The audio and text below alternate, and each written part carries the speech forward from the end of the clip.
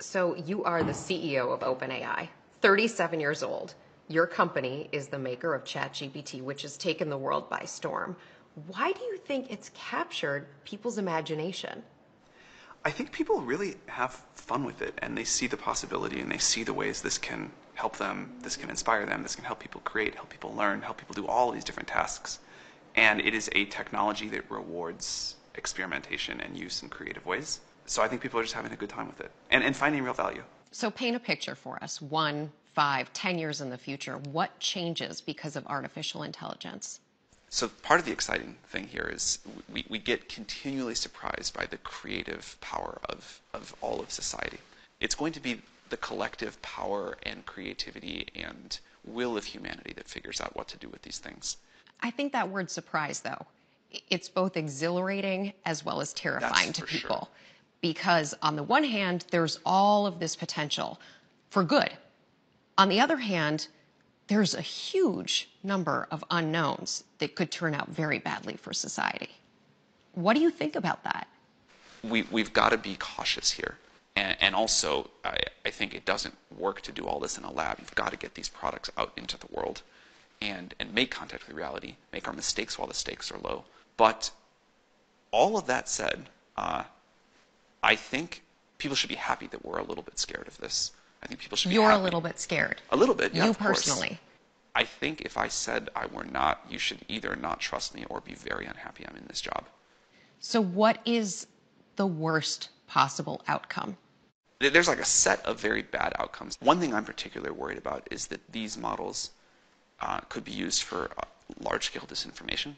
I am worried that these systems, now that they're getting better at writing computer code, could be used for offensive cyber attacks.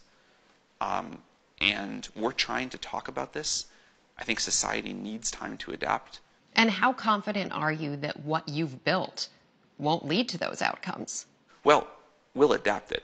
And also, I think You'll adapt it as negative things occur? For sure, for sure. And so putting these systems out now, while the stakes are fairly low, learning as much as we can, and feeding that into the future systems we create, that tight feedback loop that we run, I think is how we avoid the more dangerous scenarios. You're spending 24/7 with this technology. You're one of the people who built this technology. What is most concerning to you about safety? This is a very general technology, and whenever you have something so general, it is hard to know upfront all the capabilities, all the potential impact of it, as well as its downfalls and the limitations of it. Can someone guide the technology to negative outcomes?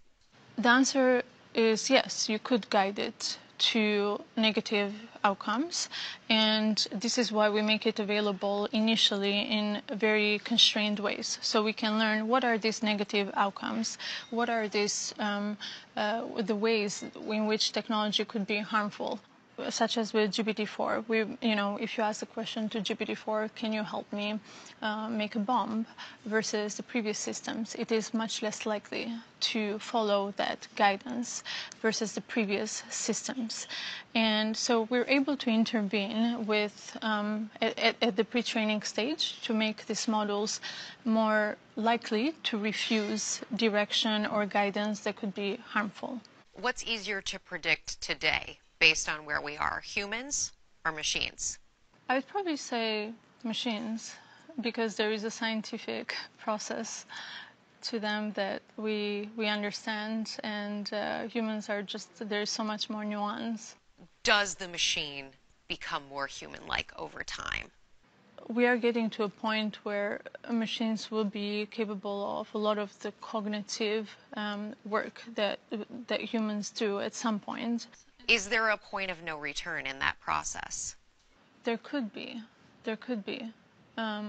But it's not obvious what that looks like today. And our goal is to make sure that we can predict as much as possible in terms of capabilities before we even develop these systems, as well as limitations.